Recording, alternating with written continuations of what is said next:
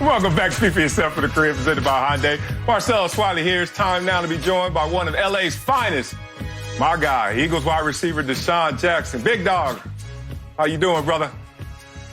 Man, I'm blessed, man. How you doing, bro? Good hearing from you, man. Good seeing you, bro. Yeah, you blessed. And I look forward to seeing what you can do out there this year, because last year you had the core injury to your back in November and you shut it down. How you feeling right now? Man, I'm feeling great, man. I'm feeling, rejuvenated, re-energized. It was a tough year for me last year, man. Season first game and did some crazy things against, the Redskins. And I was just looking for a big year last year, man. But, unfortunately, kind of got stumbled with the core injury and, tried to rehab it to get it better, best as possible. But, came back and kind of tore it off the bone. So it set me down, man. It was very frustrating. But, it kind of re-humbled me and repositioned, everything, and then told me to kind of get back stronger and faster. So I'm right where I need to be right now. I hear some defenders getting scared faster, because most guys, when they age, either obviously injury occurs or they become possession receivers. But you're still a deep threat. So how have you been able to maintain that burst and that speed? Man, honestly, I take credit to, continuously keeping the same team around me.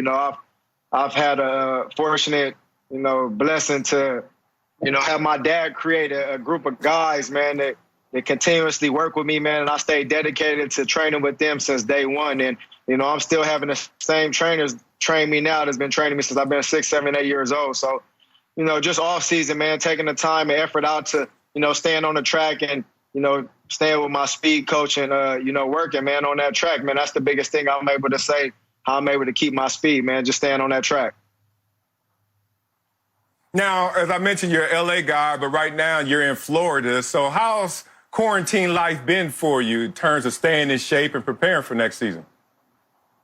Man, quarantine actually has been, for me, man, it's been actually positive. I've been able to spend a lot of time with my family and my kids. Being a professional athlete, a lot of people don't realize the time we spend away from our family. So, off season, we usually at the facility doing OTAs and, training with the team. So now I've been able to train by myself and, keep my kids around me and spend a lot of time with my kids. But, just really been actually staying out the way, man, and saving a lot of money. Because, off season, as you're a vet, and neither some of these young guys, man, you spending money, you traveling, you partying, and doing all that crazy stuff. So I've been able to just kind of save money and spend time with my kids. For real. My accountant says the same. He's like, I don't wish quarantine on anybody, but it's been good to you in terms of what you've been spending. That said, man, it's been crazy in our country of late, a lot of civil unrest, obviously, and you are honoring George Floyd with some custom cleats. Where did the idea come from, and what's been the response? Man, honestly, I did back in 2014. I actually did the first version of the I Can't Breathe cleats, and just try to take stance, man. I feel like us as professional athletes, we have such a big platform to outreach and kind of just gain attention to a lot of people in the societies, attention to awareness of what's going on. Now, I feel like right now we have a huge opportunity to just shed light on what's going on in today's world, man. And my thing is, I know a lot of people is trying to turn into racism and, color, but, I stand for what's right, man. Regardless of the color, I stand for what's right, man. And I think a lot of people that saw that video, color really stands out because obviously it was a black person that was killed, but you have a lot of white people, you have a lot of Asians, you have a lot of other races that are standing out there saying, that's not right. Anybody see that video and see that's not right. So me, I'm just standing for justice. And, man, I'm just trying to aware, on my cleats and my platform to show people that I'm supporting it. But not only just by speaking and showing it, really by going out in the community and really making awareness to it, stepping up and, creating opportunity for people in, spots like you talked about, don't have no outcome. They don't have no outreach to be able to get out, the slums. Say it, man. Walking the walk instead of just talking the talk. And speaking of talk, you recently said that if NFL games don't have fans, they should mic the players up. You got to sell me on this idea because I know when I'm hot with the mic, everybody acts different, and it can get kind of corny out there. Sell me.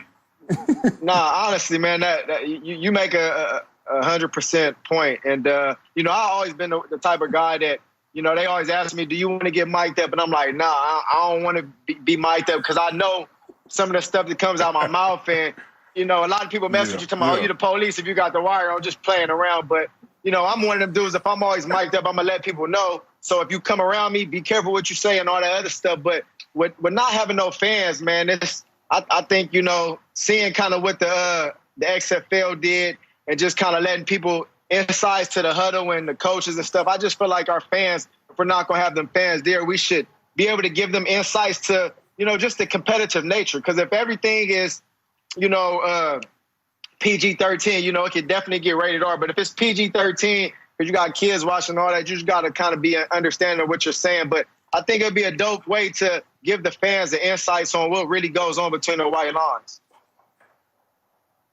Now, take us through just your energy levels. We know how it feels always with fans all throughout the league, Pop Warner, high school, college, we get it. But how would that have an impact and effect on you? No fans, that silence. Take us through that energy level. Man, it's going to be tough, man. Just from day one kind of thinking of that or even just knowing it could be possible to not really have fans in the stands, man, that's tough. Even at Pop Warner, like we have fans, you know, even at high school, Warner Long Beach, probably one of the best high schools in the nation. Like we had 5,000-10,000, you know, fans in the stands every time we play. So, I mean, it's going to definitely be a culture shock. I think a lot of, you know, professional athletes, they're going to have to kind of pump their self up. You ain't got no crowd. You ain't got nobody screaming and cheering on third downs. It's going to definitely be a culture shock. But, you know, we're professional athletes. We get paid at a high level to go out there and handle our business and take care of our job. So I think you're just going to have to lean on your boys out there, your teammates and your coaches. But, I mean, as professional athletes, if you ain't pumped up enough to go out there and earn your check or play for whatever you playing for, man, it's something wrong.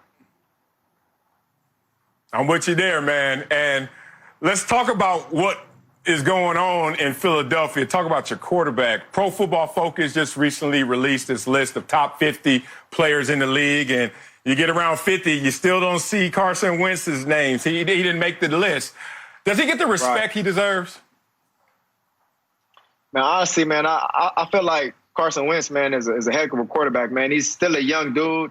You know, he was rewarded with a big contract. Obviously, everybody on our locker room and on our team knows he's our franchise guy. But you know, some injuries kind of haunted him early in his career. But I think last year, man, you know, he stepped up and, you know, showed everybody what he's able to do without the weapons. You know, we all went down. You know, from me to Alshon, Nelson Aguilar got hurt a little bit. You know, and it was tough on him, man. But he still, you know, he fought hard, and I witnessed the time and effort he puts in. So my honest opinion, he doesn't really get the recognition and acknowledgement he should get. But as a Philadelphia Eagle and as a player of that team, I know the respect he has within our locker room.